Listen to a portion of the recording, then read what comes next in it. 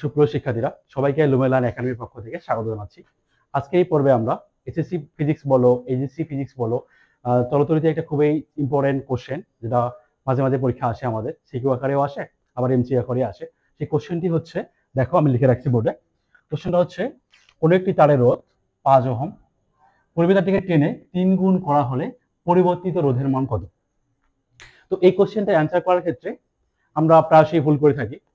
সেই ভুলটা কোথায় করি জানো? আমরা জানি রোধের দৈর্ঘ্যের সূত্র হচ্ছে আর সমানুপাতিক এল। রোধের দৈর্ঘ্যের সূত্র হচ্ছে আর সমানুপাতিক এল।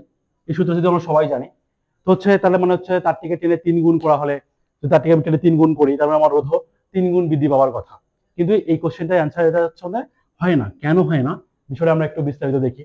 তো ধরে নিচ্ছি আমি, দেখো আমি এদিকেই ধরে নিই, ম্যাথের দিকে করবো এখন। আমি ধরে নিচ্ছি যে হচ্ছে আমার প্রাথমিক অবস্থায় যে তারটা রোধ ছিল 5 ওহম, সেই তারটা ছিল এরকম। তারটা ছিল এল দৈর্ঘ্যের একটা তার, এটা হচ্ছে দৈর্ঘ্য হচ্ছে এল, এর প্রস্থের ক্ষেত্রফল ছিল এ, এবং তার রোধ ছিল আমাদের আর ইকুয়াল, বা এটা আর নট দিয়ে আমি 5 ওহম।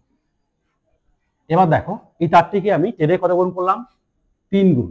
আচ্ছা দেখো, তারটা যদি টেনে আমি 3 গুণ করি, তখন কেমন হবে তারটা? তারটা এরকম হবে অনেকটা। প্রস্থের ক্ষেত্রফলটা জাস্ট কমে যাবে, কিন্তু লেন্থটা আমার অনেক গুণে বেড়ে যাবে। দেখো এটা 3 গুণ হয়ে গেল, লেন্থটা 3 গুণ, কিন্তু আমাদের প্রস্থের ক্ষেত্রফলটা কমে গেল। তো দেখো, ধরলাম আমার প্রস্থের ক্ষেত্রফলটা হচ্ছে এ ড্যাশ, আমার পরিবর্তিত দৈর্ঘ্য হচ্ছে এল ড্যাশ, আর আমার পরিবর্তিত রোধের মান হচ্ছে আর ড্যাশ।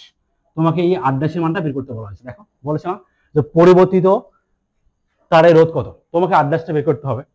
দেখো আমরা এল ড্যাশের মান কত লিখতে পারি? যেহেতু তারটিকে টেনে আমি 3 গুণ করলাম, তোমার এল ড্যাশের মান হচ্ছে 3L। ওকে, এটি বোঝা গেছে নিশ্চয়ই। দেখো তাহলে আমরা এখন এই আর ড্যাশের মানটা বের করবো। আরেকটা জিনিস এখানে খেয়াল করো, আমাদের এই যে তারের দৈর্ঘ্য বৃদ্ধি পাচ্ছে, আবার প্রস্থের ক্ষেত্রফল কমে যাচ্ছে, কিন্তু একটা জিনিস অপরিবর্তিত থাকতেছে। সেটা কোনটা বলো দেখি? সেই জিনিসটা হচ্ছে তারটার আয়তন। আমার শুরুর দিকে তারটা যেটা ছিল সেই তারের আয়তন, এবং পরবর্তীতে 3 গুণ টেনে বৃদ্ধি করার পরেও যে আয়তনটা পাবো আমরা, সেটা সবসময় সেম থাকবে। তো দেখো আমরা প্রথম তারের আয়তন কিভাবে লিখতে পারি? আমরা হচ্ছে ক্ষেত্রফল গুণ হচ্ছে লেন্থ। ক্ষেত্রফল গুণ লেন্থ হচ্ছে আমাদের আয়তন। তো শুরুর দিকে আয়তন আমি লিখতে পারি, প্রথম তারটার রোধ হচ্ছে এল ইকুয়াল, আমি লিখতে পারি এ ড্যাশ এল ড্যাশ। তো আমি এখানে আগে থেকেই এ ড্যাশের মানটা বের করে রাখতেছি, আমাদের লাগবে। দেখো যদি আমি এ ড্যাশের মানটা বের করতে চাই, তো আমি এ ড্যাশের মান পাবো এ এল বাই এল ড্যাশ। তো দেখো আমার এ থাকলো, এলও থাকলো, আমার এল ড্যাশের মান কত? আমার পরিবর্তিত রোধের মান হচ্ছে, সরি, পরিবর্তিত তার দৈর্ঘ্য হচ্ছে আমার 3L। 3 গুণ টেনে বৃদ্ধি করা হয়েছে যেহেতু, তো নিচে আমি 3L দিয়ে দিলাম। তো এল এল কাটা থাকতেছে কত? এ বাই 3। তাহলে এ ড্যাশ হচ্ছে এ বাই 3। এটা হচ্ছে আমার পরিবর্তিত তারের প্রস্থচ্ছেদের ক্ষেত্রফল। তো ম্যাথটা আমরা কিভাবে সলভ করবো? এবার দেখো, আমরা প্রথম তারের ক্ষেত্রে রতিন্দ্রের সূত্র লিখি। প্রথম তারের ক্ষেত্রে প্রথম তারের ক্ষেত্রে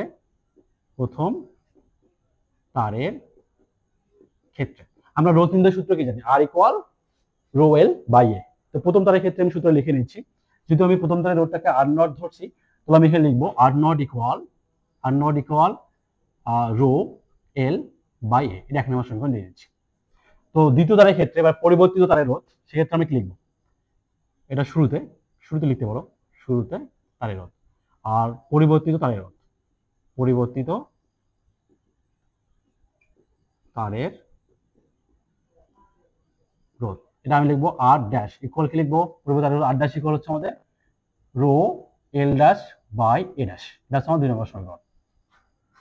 তো এখানে একটা জিনিস খেয়াল করো, সেটা হচ্ছে কি, দেখো দেখি আমি এখানে কি, আমার রো কি, আপেক্ষিক রোধ, এখানে হচ্ছে রো আপেক্ষিক রোধ। দুই সমীকরণের ক্ষেত্রে আমার আপেক্ষিক রোধের মানটা সেম। কেন সেম? কারণ হচ্ছে এই আপেক্ষিক রোধের মান আমাদের পরিবাহীর উপাদানের উপর ডিপেন্ড করে। আমার তার দৈর্ঘ্য কতটুকু বাড়লো, প্রস্থের ক্ষেত্রফল কতটুকু কমলো, তার উপর ডিপেন্ড করে না। এটা প্রত্যেকটা পদার্থের নিজস্ব একটা ধর্ম। যেমন হচ্ছে লোহার ক্ষেত্রে একটা আপেক্ষিক রোধের মান থাকবে, যেটা কনস্ট্যান্ট। তোমার সোনার ক্ষেত্রে একটা থাকবে, তামার ক্ষেত্রে একটা থাকবে, সেটা কনস্ট্যান্ট। যেহেতু আমি পরিবাহীটাকে টেনে 3 গুণ করছি, তো আমার আগে যে উপাদানের তৈরি তার ছিল, বর্তমানে তাই আছে। এখানে উপাদানের কোনো চেঞ্জ হচ্ছে না, সেহেতু আমার আপেক্ষিক রোধ রো এর মানটা কখনো চেঞ্জ হবে না। তো এখান থেকে ক্যালকুলেশন করে মূলত আমাদের পরিবর্তিত রোধের মান আর ড্যাশের মানটা বের করতে হবে। তো আমরা করছি এখন। দেখো তো আমরা একটা কাজ করতে পারি, আমরা হচ্ছে 21 কে 2 ভাগ করতে পারি। তাহলে 1/2 করে পাই।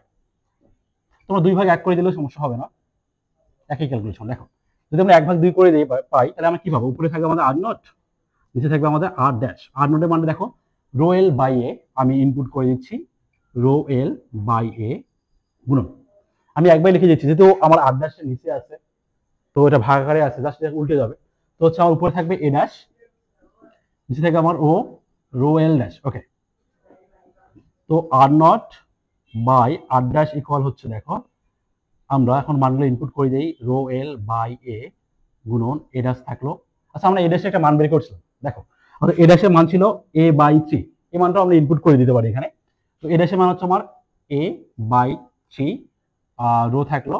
আর এল ড্যাশের মান কত, দেখো আমার পরিমিত তারের রোধ হচ্ছে 3 গুণ, আগের থেকে আমি টেনে 3 গুণ করছিলাম, তো হচ্ছে এল ড্যাশ হচ্ছে আমাদের 3L, জাস্ট মানটা বসাই দিচ্ছি। দেখো, তো আমি এখানে বসাই দিচ্ছি 3L। তো আমরা এখন এটা ক্যালকুলেশন করবো, আমি রো রো বাদ দিতে পারি, এখানকার এলও বাদ দিতে পারি। বাদ দিলে আমরা পাচ্ছি কি বলো দেখি, আমি এখানে একবার লিখতে পাচ্ছি আমরা পাচ্ছি কি, দেখো আমরা পাচ্ছি উপরে হচ্ছে আমাদের এ বাই 3 থাকলো, আর নিচে হচ্ছে আমাদের 3 এর কাজ আছে, নিচে 3A।